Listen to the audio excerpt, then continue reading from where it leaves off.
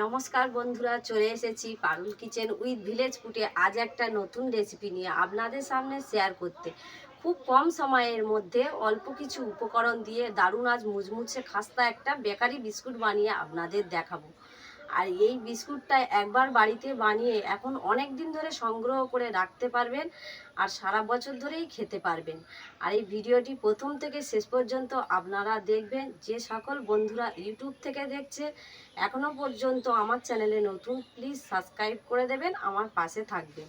তাহলে এখন আমি কীভাবে এই উপকরণগুলো নিয়ে বেকারি বিস্কুট তৈরি করব দেখবেন আপনারা। এই দেখুন বন্ধুরা, এখানে আমি একটা বাটি নিয়েছি। এই বাটির মাপ করে এক বাটি ময়দা নিয়েছি। এই ময়দাটা একটু চেলে নেব, অল্প অল্প করে চেলে নেব।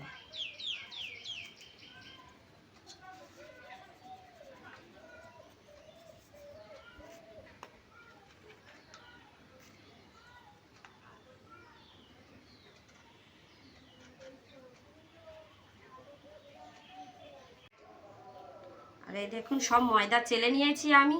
ময়দাটা চেলে নিলে বিস্কুট তৈরি করতে ভালো সুবিধা হবে, সেই জন্য আমি এখানে ময়দাটা চেলে নিল। চালা হয়ে গেছে।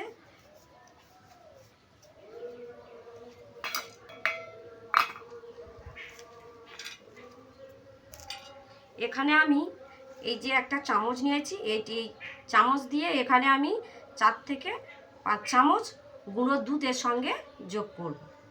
আর এই দুধটাও আমি ভালো করে চেলে নেব।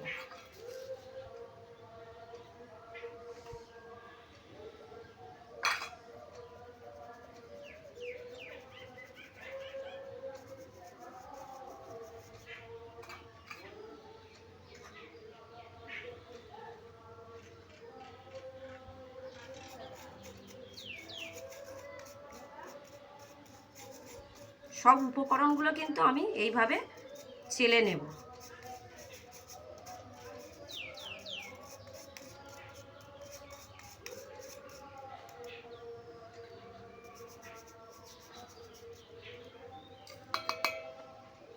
এখন দিয়ে দেবো আমি চিনির গুঁড়ো।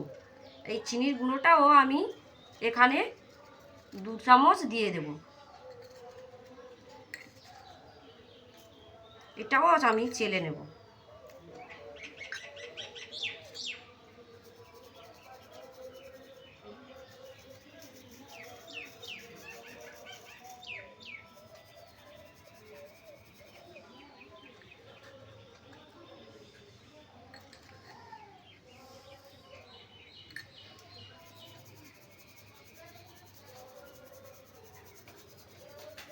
সবগুলো ভালো করে চালা হয়ে গেছে। এখন আমি স্বাদ মতো একটু এই চামচের হাফ চামচ লবণ দিয়ে দেব।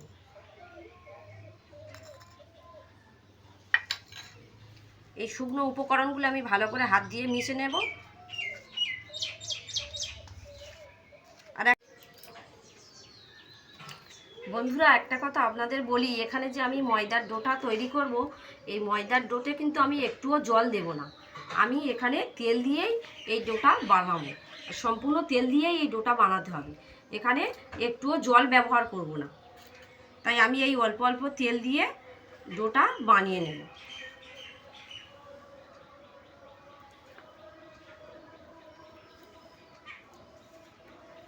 এইভাবে একটু একটু করে তেল দিয়ে ডো তৈরি করে নিতে হবে। একটুও জল দিলে হবে না। এই দেখুন, আমি ময়দার ডোটা তৈরি করে নিয়েছি। আমি খুব শক্তও করিনি আর খুব নরমও করিনি। এই দেখুন কেমন করেছি। এখন এটা আমি সাইডে ঢাকা দিয়ে রেখে দেব।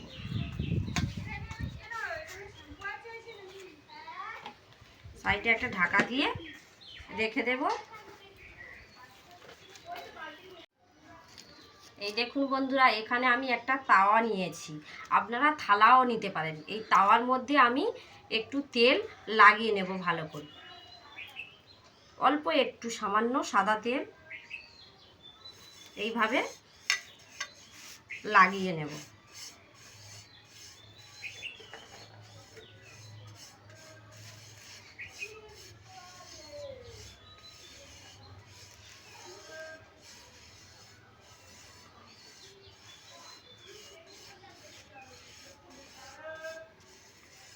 এইভাবে চতুর্দিকে ভালো করে তেল লাগিয়ে নিতে হবে। আপনারা ব্রাশ করে নিতে পারেন, ব্রাশ দিয়ে। আমার কাছে এখানে ব্রাশ নেই বলে আমি হাত দিয়ে লাগিয়ে নিচ্ছি। এই দেখুন বন্ধুরা, আমি একটা ডিম নিয়েছি, এখানে ডিমের কুসুমটা একটা বাটিতে তুলে নিয়েছি, সাদা অংশটা বাদ দিয়ে দিয়েছি। এই কুসুমের মধ্যে এখন আমি চিনি, এর সঙ্গে 1 চামচ চিনি দিয়ে ভালো করে গুলে নেব। টেবিল চামচের 1 চামচ চিনি দিয়ে এইভাবে ভালো করে গুলে নেব।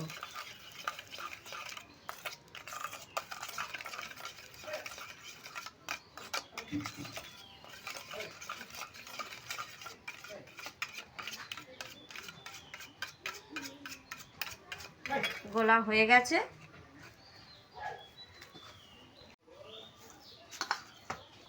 ডিমের ব্যাটারটা গোলা হয়ে গেছে। এখন ময়দাটা আমি আবার একটু ভালো করে মেখে নেব, নিয়ে তারপরে বিস্কুটের শেপ দিয়ে নেব।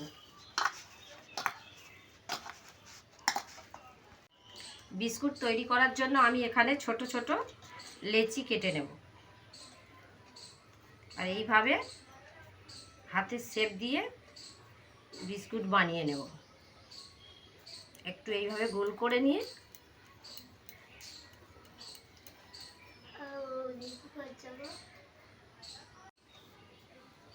এই দেখুন, এই একটা বিস্কুটের শেপ আমি দিয়ে দিয়েছি। এইভাবে সব বিস্কুটগুলো শেপ দিয়ে নেব।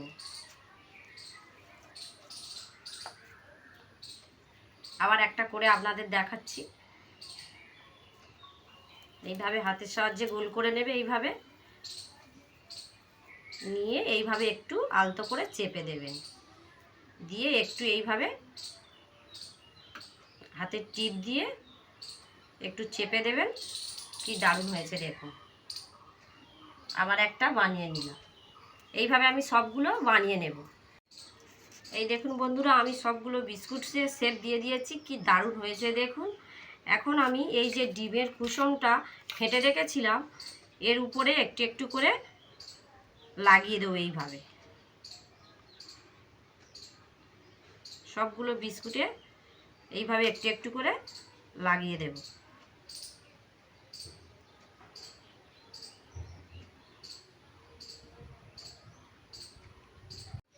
এই দেখুন, সব বিস্কুটের মধ্যে আমি ডিমের কুসুম লাগিয়ে দিয়েছি। এখন আমি এখানে দেখাই, আমি কিছু চীনা বাদাম নিয়েছিলাম, একটু গুঁড়ো করে নিয়েছি। খুব বেশি গুঁড়ো করিনি, একটু গোটা গোটা রেখেছি। এখন এর উপরে, প্রত্যেক বিস্কুটের উপরে এইভাবে দিয়ে দেব।